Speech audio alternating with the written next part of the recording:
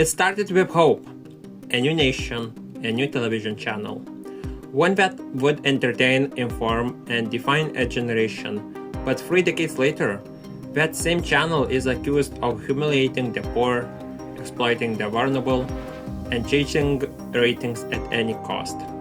This is the story of TV3, the channel that won't represent Lithuanian future and became a mirror of its darker sides. The year is 1992. Lithuania has just broken free from Soviet Union. For the first time in decades, people are free to watch whatever they want. In enters TV3, Lithuania's first major commercial TV station. Quote from Lithuanian newspaper in 1996. TV3 dared to offer the West when the East still haunted our thinking. From day one, TV3 was different, flashy, colorful, loud. It brought in game shows, American-style talk programs, and even reality TV before it was cool. By early 2000s, TV3 wasn't just a channel. It was a national ritual. At 8 p.m., streets emptied, families gathered around the TV. What they were watching? The Lithuanian version of X Factor, Farai, TV Help, Dance With Me, The Valentine's Diaries. But the face of this golden age was Vytautas Šapranauskas. He was electric, charismatic, raw, and to many he was the very soul of TV3. TV3 didn't just entertain, it shaped identity, brought American pop culture to rural towns, launched careers of today's biggest Lithuanian stars, was central to holiday programming, national debates, and social shifts. TV3, always with you. But behind the glaze was a tragedy, high emotion, low cost, and eventually that formula will come back to haunt them. Lietuva atsisveikino su aktoriumi ir TV3 laidų vedėju Vytautu Šapranausku. Aktoriaus išlydėti į paskutinę kelionę sostinėje susirinko didžiulis būrys gerbėjų. Vytautas Šapranauskas palaidotas Antakalnio kapinėse Menininkų kalnelyje. In 2013, Lithuania was stunned. Vytautas Šapranauskas had taken his own life. Depression, exhaustion, and the pressures of public life, all hidden behind the jokes. For TV3, it was a shockwave. Their brightest light has gone out.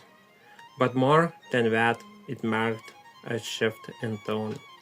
The laughs were fewer, the stories darker, and many say that was the beginning of the end. TV3 was losing young viewers. So they did what many desperate networks do.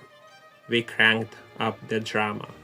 TV Help devolved into public therapy sessions, often humiliating. Farai churned from the law enforcement to shock content. News became dramatic, theatrical, emotional.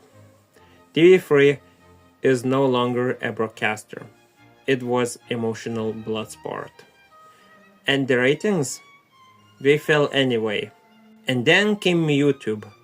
Then came TikTok. And a new generation that didn't need channels, they had creators. And more and worse, they mocked TV3. People didn't watch TV3 anymore. They reacted to it. From once being the most watched channel in the Baltics, TV3 became a meme. As TV3 slipped in ratings, it also slipped into legal trouble. The channel has faced multiple lawsuits, from misuse of copyrighted music to broadcasting without proper consent and invasion of privacy in shows like TV Help. They put a camera in your face, offer help, and next thing you know, you are a meme on Facebook. That's not help, that's humiliation.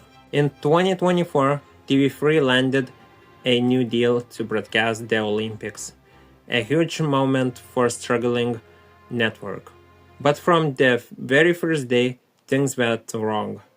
On day 1, TV3 Olympic broadcast was cancelled, officially due to weather-related technical issues. Viewers were confused. Day 2, TV3 aired low-resolution footage on a phone, 480p stream, awkward angles, no commentary. But the real scandal came when swimmer Danas Rapšys was competing. TV3 aired, but sharp-eyed viewers noticed something strange. It wasn't their footage, it was Eurosport's. TV3 had allegedly pirated a Eurosport stream, cropped out the logo, and aired it on national television, with 2 studio hosts commenting to discuss the source. Once discovered, social media exploded. LRT and other networks condemned the act as blatant piracy. TV3 remained silent, but the stream was quickly deleted, and the story spread beyond Lithuania. From shaping Lithuanian post-Soviet identity, to being sued for pirating the Olympics, from hosting its greatest comedians, to being accused of exploiting society's weakest, TV3 is still on the air. But it's not the same station, and perhaps it never will be again. This was Drama Think TV. We tell real stories, stories that matter, stories others are afraid to touch.